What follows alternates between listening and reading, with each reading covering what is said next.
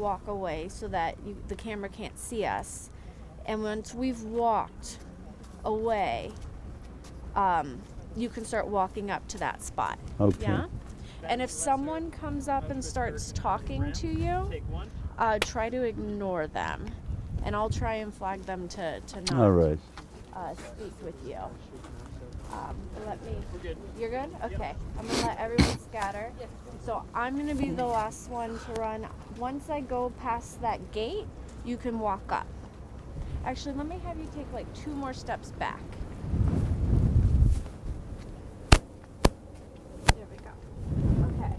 So once you see me once you see me go around the corner, Yeah. you are free to talk. Let me get your hood back up. And you stop when, the wind of course comes up right when it starts. You stop whenever you feel. Can I hold this? Yeah, you can hold it. Yeah. You stop whenever you feel like you have to, if you're cold or anything, okay? All right.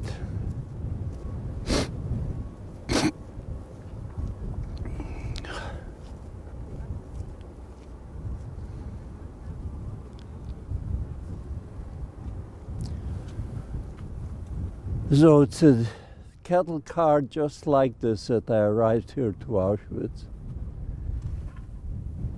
And they opened up the doors. Don't start talking until you've reached around here. I see. Yeah? Okay, sorry.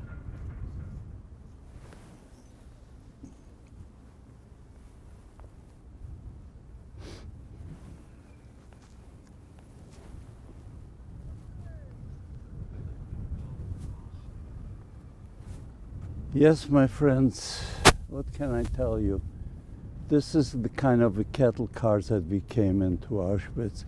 It was a little bit bigger than this one and maybe a little lower on the tracks, but it's similar to it, and there were 80 people of us, and we arrived at this place. It was pitch black, it was nighttime, and they opened up the door. And as soon as they opened the door, the dogs started to bark, and the SS started to scream, "Raus, raus, schnell!" And they were telling us that women and children to the right and men to the left. This is when I was holding on to my sister Goldie, my little brother Tully, and we were just being pulled apart, never to see each other again. That's the last time I've seen them. I didn't know what happened to them, but later, of course, I found out that they went straight to the gas chambers. So they had a lot of inmates standing here with striped clothes, and they were yelling at us in different languages to leave all our belongings where it is, don't pick anything up. Just come out, and women and children to the right, men to the left, and I went to the left with my uncle and my cousin. And the 3 of us started a line. It was pitch black, it was nighttime, and we started to walk on this line. But we saw strange things because there were chimneys, about 3 or 4, I think maybe even 5 chimneys, and smoke and flame was shooting out of them, and ashes were spewing all over. And every time you made the step, you left a footprint in the ashes. So we kept going, and the man ahead of me were saying, well, those must be smelting factories.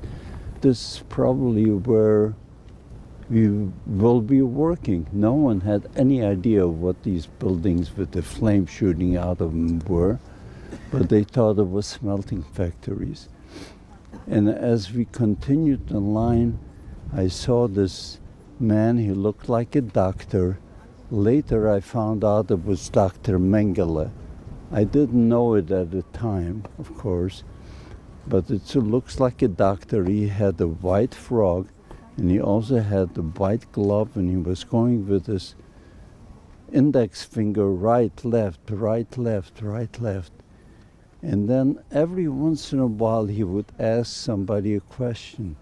And there was this young man apparently right in front of me, and he asked him, he says, "Kannst du 5 kilometers laufen? Can you run 5 kilometers? Or would you rather go by truck?" And his answer was that he had a bad knee, he would rather go by truck. Poor soul, not realizing that meant certain death. But of course, I didn't know it either at that time, what it meant. But it didn't make sense to me. Why would he ask such a question? I can see barracks all over around us. So it looked like we were in a camp, 5 kilometers to run. I figured he's probably testing to see if you're strong enough to work. And I told my uncle and my cousin, I said, whatever he asks you, tell him yes, you can run, you're healthy, you can walk, but let me go first. I was only 15 and a half at the time, and I figured, well, I better tell him that I'm older if I want to work, and if I work, they'll probably feed me better. So I go first, and I walk up to this doctor. Later I found out it was Dr. Mengele. I walked over to him and I saluted him. I stretched myself out and I said, 18 Jahre alt, gesund und arbeitsfähig. I'm 18 years old, I'm healthy and I can work. He did ask me, kannst du 5 kilometers laufen? I said, jawohl. He sent me to the left. And then my uncle and cousin followed. And they led us to a bathhouse. They led us way up to a bathhouse. In the bathhouse, they told all of us to get undressed and get out of your shoes and walk up to the line of barbers. And these barbers were inmates, and they had clippers in their hand, and they cut your hair all over your body. But when they told me to get out of my shoes, in my shoes, in the heels of my shoes, my uncle gave every member of the family brand new shoes, and he told us that in the heels there are diamonds. Use it only in a life-threatening situation. You should know that you have diamonds if it could save your life. And this is exactly what I had in my shoes, and I figured, well, I'm not gonna get out of the shoes. My uncle who gave me those shoes and his son, they got out of them, but I kept my shoes, and I went directly to those line of barbers. They cut my hair all over my body. They weren't exactly gentle the way they cut it either. And then they sent us to the bathhouse. And no one said anything about the shoes. All this time I kept them on me. And I went into the bathhouse, and when they closed the door, some man started to scream. I didn't know why they were screaming, but apparently some people knew that from the water spigots, instead of water coming out, it might be gas. But once the water started coming out, it got nice and quiet. I still had my shoes on. They got wet. I didn't care. And then later on, they put some DDT on us, and I went to a line where they handed us striped clothes, the concentration camp clothes. And it's strange because they gave me a pair of pants that were 3 times my size. And I went back just like you would go in a department store to exchange clothes. I went up to this man, I said, this is too big. Can you give me a smaller pair of trousers? And he did. He just gave me another pair of trousers. And I got dressed. I put my shoes under my arm, and I put the jacket over it, and I walked out with my black shoes under my arm. They gave us wooden shoes with wooden soles and canvas on top, so I put those on. And it was still nighttime, and they marched us to the barracks. When we came in front of barracks, the Stubenälteste comes out, and he counts us. And then he speaks to us in German, but it was a broken German. I can tell that he was from Poland, a Polish inmate. And this is what he tells us. Ha, you Hungarian Jews. You think you're here on vacation? Think again. You see those chimneys, those ashes spewing out of them? Those are your mothers, your fathers, your brothers, and your sisters. And if you don't behave and do exactly what you're told, this is how you're going to wind up. Ashes. Well, I couldn't believe this. I couldn't believe that in the 20th century, these cultured Nazis could possibly stoop to burning human beings, you mean my sister, my little brother, ashes? Couldn't believe it. And then they told us to go into the barrack and choose a bunk to sleep on. My uncle, my cousin, and I chose a upper bunk. There was 3-layer bunks. And we laid down, and the minute we laid down, all of us fell asleep. Maybe about a half hour or an hour later, I don't know how much time passed, my cousin starts to hit me. He says, Ben, get up, get up, get up. When I hear this, I woke up, and he says to me, listen.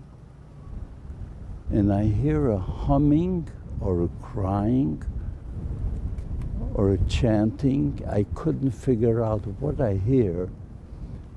And then he says, look. And I look at one side of the barrack. There were some boards missing in the wall, and you can see an orange hue like flames all over the place. Well, since the Stubenälteste I felt was Polish, I thought I'm going to go and talk to him, even though I came with the Hungarian crowd, but I was originally from Krakow, Poland. So I walk over to him, and I talk to him in Polish. I says, excuse me, but I have some questions. And I asked him, what is this sound that I hear? And what is this orange hue? This is when he told me, you Hungarian Jews, you had no idea what's going on here. Before Hungary was ever occupied by the Nazis, 6 months earlier they made us dig ditches, fiery pits for the Hungarian crowd when the Hungarian influx comes in. So they prepared everything in advance for the Hungarian Jews, because once the Hungarian came in, they were coming in so fast and furious, one train after another lined up with Hungarian Jewish people. Anyway, this is when I found out. This is when I found out that there was a fiery pit, and that sound that we heard, I asked him a question. I says, what is that sound? He says, he tells me, I didn't even ask him those things. He kept telling me all these things that are happening in the gas chambers. So they had to build an additional gas chamber and a crematorium for the influx of the Hungarian Jews. And he was telling me how long it takes to gas a person inside the gas chambers. It takes over a half an hour, but they couldn't wait that long. This was too long for them because those trains were lined up full of people, so they had to process faster. He was telling me that in Auschwitz they were processing about 4,000 to 5,000 people per day. By processing, he meant kill. They were killing that many people. So he was telling me that it takes over a half an hour to kill a person, but they couldn't possibly wait that long. So the minute they saw through the glass windows that in the gas chambers that people were already on the ground, laying quietly on the ground, they opened the door, they aired it out for 10, 15 minutes, and then they had the Sonderkommando go in and pull the people out. They were pulling out their gold teeth, cutting their hair, and putting them on gurneys, about 4 or 5 people on a gurney tied with a rope, and taken to the crematorium. So I asked him, then what is the sound that I hear from the barrack? He says, Jechi, children and infants, they couldn't be bothered with them. They have no gold teeth, they have no hair. So they threw those kids on top of dump trucks, on top of the half-dead bodies from the gas chamber, on top of the dump trucks. They threw the infants and small children on top, and they then took the dump trucks to those fiery pits and dumped these people with the children still alive into the fiery pits. Can you imagine that happening in the 20th century?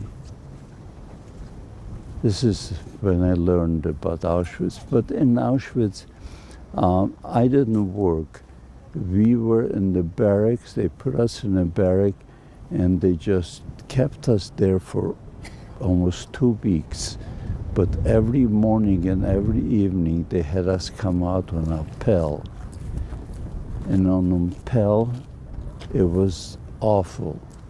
You had to stand still, sometimes half an hour or longer. And if you dared to move out of line or bend down, they beat you up, or sometimes they would even pull you out and kill you. This was going on twice a day, till finally they put us in trucks and they took us to a new labor camp. The labor camp was called